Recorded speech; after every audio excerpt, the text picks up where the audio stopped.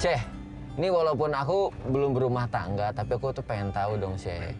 Gimana sih cara tipsnya biar nanti pas rumah tangga itu gak terganggu nih sama godaannya orang ketiga? Ya, kalau kita mau menjaga rumah tangga kita, yang pertama rahasia itu tidak boleh diceritakan kepada siapapun. Kecuali orang yang berdasarkan ilmu agamanya akan membantu kita. Betul. Kalau kita cerita kepada teman, kapan saja dia bisa membongkar. Betul. Apalagi mencerita kepada keluarga. Iya. Akan membela pasangan suami atau pasangan istri kan. Iya. Nah, harus kita hati-hati kepada siapa kita bercerita. Yang kedua, tidak semua orang kita jadikan tempat kita curhat. Kemudian kita kembali kepada Allah Subhanahu wa taala. Kita punya persoalan dalam keadaan sujud, ceritakan kepada Allah. Karena Allah yang membolak-balikan hati hamba. Jadi Allah sendiri yang akan bisa menentukan. Betul. Jelas? Allah yang akan menentukan siapa yang berhak memberi keringanan atau diberi ujian agar dia banyak bersabar kepada Allah Subhanahu wa taala dengan ketetapan Allah. Iya, takutnya salah cerita malah jadi nantinya nyaman. Nah, seperti mungkin kayak mantan aku itu. Takutnya ntar dia malah cerita ke aku, ntar nyaman, malah ngajakin balikan. Bingung nggak tuh? Jadi malah dirimu termasuk orang yang menghancurkan rumah tangga orang. Betul. Kemudian kalau kita mau bercerita, lebih bagus kita berdua, pasangan suami istri itu bertemu dengan seorang ulama, orang yang berilmu, yang ilmunya luas, ya. Mereka bercerita dulu, masing-masing menurut versinya gitu, menurut versi istri, menurut versi suami. Baru kita lihat siapa yang salah, siapa yang benar. Dan di situ bukan mencari kebenaran, bukan mencari pembelaan, kita mencari kebenaran. Dan siapapun yang melakukan kesalahan itu hal wajar, kita kan manusia. Iya, banyak khilaf, banyak lupa kan? Betul. Nah, yang lebih bagus kita lakukan adalah kita benar-benar berusaha untuk introspeksi diri, memperbaiki diri masing-masing dan lain sebagainya. Nah, gitu, Mas. itu Syekh. Kadang mungkin adanya pihak ketiga itu, mungkin nggak sih dari pasangannya itu udah berubah. Biasanya suka bersolek, tiba-tiba udah nggak bersolek lagi. Jadi akhirnya pas ada, ini cakep nih, oh jadi kepincut deh nih. Nah, maka itu sebenarnya itu kembali kepada pasangan masing-masing. Ya, selalu mempercantik diri, istri selalu mempercantik diri sehingga suami tidak menatap di luar, tidak melihat di luar. Betul. Tidak memandang wanita luar. Benar, jadi kan? berarti butuh ya Syekh untuk selalu bersolek juga ya? Jangan hanya perempuan membersihkan diri, merapikan, mempercantik diri. Laki-laki juga harus membersihkan diri. Sekarang kan banyak kasus tuh ya, perselingkuhan, terus bercerai, sampai akhirnya menikah dengan selingkuhannya tersebut. Yang ada, hasil pernikahan dan perselingkuhan tersebut bukannya bahagia, malah banyak cekcok. Pasti itu terjadi. Itu tuh artinya apakah karma dari Allah atau balasan dari Allah? Karma tidak dalam Islam. Karma itu nama orang. Oh, gitu. Iya, maka gini, yang ada itu adalah balasan dari Allah. Kama tadinu tudan, itu kan sabda Nabi. Ya. Kama tadinu tudan, sebagaimana kalian perlakukan akan diperlakukan. Betul. Jelas? Maka itu adalah balasan atas perbuatan seseorang. Nah, kenapa dia sampai bercerai dengan istri, kemudian nikah sama selingkuhannya, kemudian tidak akur rumah tangganya? Pertama, karena dia merusakkan rumah tangga orang. Yang kedua, karena pondasinya sudah tidak aman dan tidak amanah. Dan tidak berdasarkan syarat-syarat yang benar-benar dijelaskan dalam Islam. Ini tapi ngomong-ngomong, saya tumben gak beli apa-apa mau ketemu sama teman lamanya. Benar. Kita ini masa ketemu orang udah lama nggak ketemu, nggak bawa ini buah tangan kok. Iya, tumben banget aku nggak ngelihat saya bawa apa-apa. Biasanya udah persiapan ini. Jadi kita cari makan aja, kita bawain makanan. Ya, siap Syekh. Karena malu kita udah lama nggak ketemu, masa jumpa begitu tangan kosong. Makanya heran nih. Itu di depan situ sih ada nih. Ayo, bismillah. Ya, di sini ya Syekh.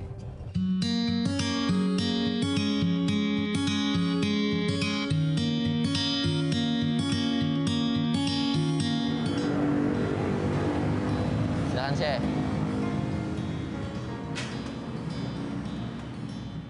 Nah, Syekh, kira-kira mau bawa buah tangan apa? Assalamualaikum. Assalamualaikum. Coba lihat menunya dulu ya. Nah. Oh iya, boleh. Kayaknya donat cakep tuh Syekh. Boleh. Dua lusin. Donatnya 2 lusin. Sudah. Ditunggu ya. Terima kasih. Syekh. Iya, makasih. Sama sih. Ada berondong sama tante. Antum ini bisa jadi anak sama ibunya, jangan suzon. Astagfirullahaladzim. Urusan kamu dulu. Lirik-lirik terus kepo dengan urusan orang. Allahu Akbar. Makasih ya sayang, kamu udah beliin handphone yang aku ingin banget nih. Jadi aku ingin sayang banget sama kamu. Iya, kamu tenang aja. Yang penting kamu bisa ngobrol bebas sama saya, nggak ada ganggu lagi kan? Enggak dong, Tapi ingat loh, jangan sampai buat nonton sama cewek lain. enggak dong. Kan aku cinta cuma sama kamu. Bener, Iya dong. suka bohong sih. Iya dong.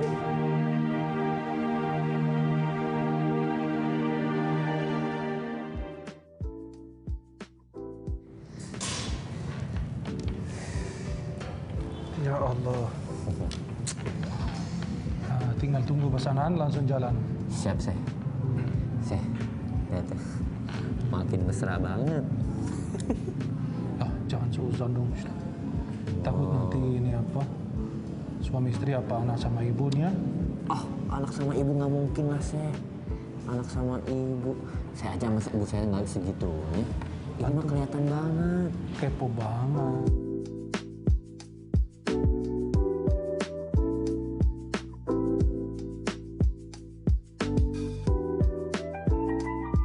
Udah tuh, Seh. Ini ya. Kalau saya pikir sih pasti cem-cemannya. La ilaha illallah.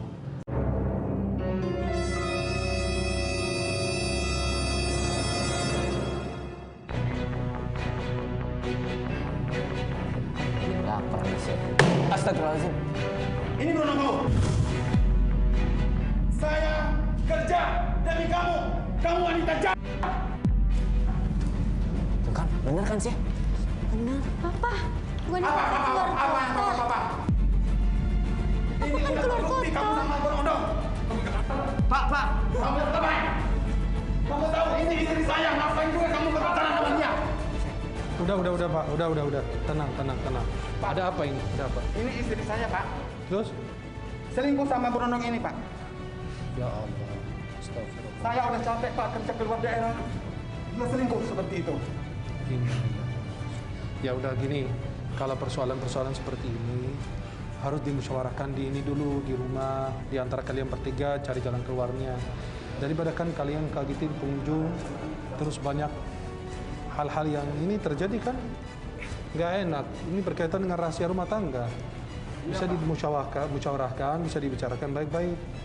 Dan sebagai seorang istri, Udah ketahuan dia, Pak. iya Pak. Nih, sebagai istri harus jaga kehormatan, jangan sampai macam-macam. Kasihan suami cari nafkah, kemudian istrinya malah pacaran dengan orang, ya. Tapi Pak Ustadz, suami saya ini udah nggak ada perhatian lagi sama saya. Waduh. Bukan nggak ada Dia perhatian, cuma Pak. sibuk kerja. Saya Dia kerja, nggak Mama. pernah ngurusin saya Saya lagi. kerja itu demi Dia udah nggak ada kamu dan perhatian lagi anak-anak. sama saya, Pak Ya Ustadz. udah. Biar kita segera selesaikan. Gini, masing-masing pasti ada kelebihan, ada kekurangan. Tinggal kalian bicarakan bertiga, cari solusinya ya. Oke? Ya, karena itu di depan umum kan gak enak. Apapun persoalan bisa dimusyawarahkan. Gak pantas dilakukan itu. Dan masnya juga harus hati-hati. Ya. Iya saya minta maaf saya. Enggak. Ya. Maksud kok. Ya udah, kalian segera pulang, selesaikan baik-baik ya. Kita juga mau pamit karena kita nunggu ada apa? Ada pesanan kita karena saya ada pertemuan dengan teman gitu. Ya. Mohon Bapak dan Ibu dan Mas juga untuk bicarakan baik-baik, memusyawarahkan ya. Ya, Assalamualaikum. Terima kasih. Pak, satu pesan saya, tolong jangan sampai pakai kekerasan ya, Pak. Iya, Pak. Saya Sebisa karena mungkin dengan emosi, Pak. kepala dingin. Iya, karena saya emosi, jadi begitu. Apalagi udah ngeliatan seperti ini berdua. Betul. Gimana saya emosi? Ya. Ya udah. Ini mudah-mudahan dimusyawarahkan, diselesaikan baik-baik di antara kalian ya. Ya udah, Assalamualaikum. Ayo, Mas. Terima kasih. Assalamualaikum.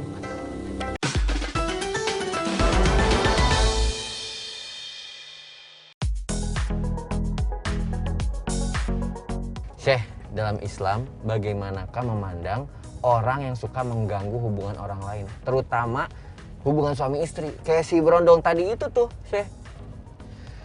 Karena kelemahan iman yang ada pada dirinya dan kerakusannya pada harta. Betul. Jadi merusakkan. Kenapa? Dia adalah orang yang rakus, yang tamak. Tamak itu adalah orang yang rakus. ya, ingin merusakkan rumah tangga orang karena kerakusan dia terhadap harta. Kalau sudah dihabisin harta tuh orang, dia akan menjauh. Iya. Karena dia penjilat, ya, benimbah harta, kata Nabi. Hamba dinar, hamba dirham, gitu. Jadi, karena kelemahan imannya dan kelemahan iman yang ada pada diri perempuan tersebut, sehingga dia memberi peluang orang lain masuk ke dalam hidupnya. Allah. Mudah-mudahan jangan sampai deh jadi pengganggu hubungan orang lain. Amin. Amin. Ya Allah, ya Rabb, Aiman. Kenapa sih, ada apaan sih? La ilaha illallah, kagetin aja Oke. saya. Ada apa sih? Ini ada pertanyaan masuk ke IG saya ini. Oh. Assalamualaikum warahmatullahi wabarakatuh, Ustadz. Bismillah.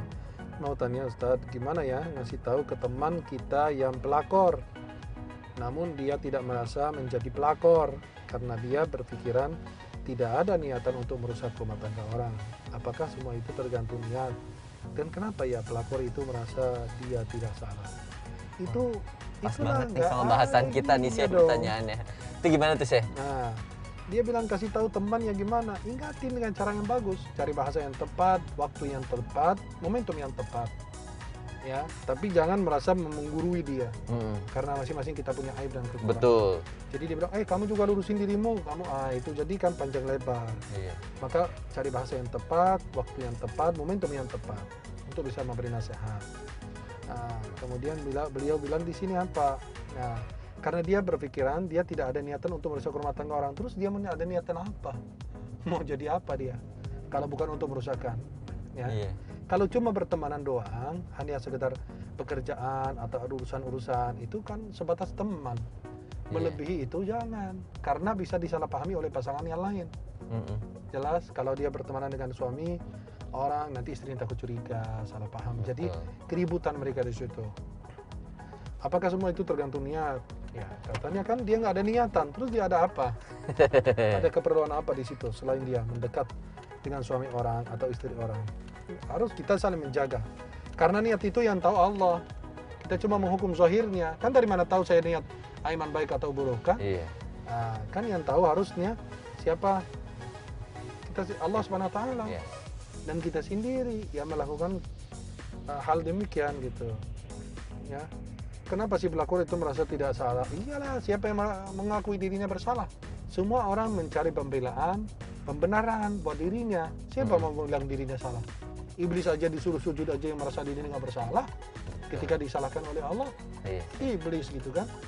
Maka subhanallah, astagfirullah. Jadi dia kan merasa dirinya bersalah karena tidak ada yang merasa dirinya merasa bersalah dengan kelakuan dia gitu kan. Sahabat dari TV dimanapun Anda berada, karena kita sudah sampai di penghujung acara, konklusi kita di dalam perjalanan kali ini adalah kita harus senantiasa menjaga diri, ya, menjaga keluarga, menjaga rahasia rumah tangga. Jangan sampai kita bocor ke orang lain, merahasiakan rahasia rumah tangga kita diungkapkan kepada teman-teman kita, sahabat kita yang memang tidak punya ilmu. Jadi di situ ada simpatinya, ada apa? Ketika dia baru ngomong bahasanya manis segala macam ke kita, jadi kita simpati sama tuh orang, jatuh cinta, kepikiran tuh orang, peduli, penyayang, apa? Waduh, jadi kacau urusan. Maka sahabat RTV dimanapun Anda berada, insya Allah kita mulai saat ini jaga diri kita, menjaga daripada menjadi pelakor atau merebut suami orang, merebut istri orang, karena itu balasannya nanti kepada diri kita dan keluarga kita. Bisa terjadi pada anak kita, adik kita, kakak kita. Itu sayang sekali kalau terjadi pada diri kita semuanya. Semoga Allah senantiasa menjaga, melindungi kita dimanapun kita berada.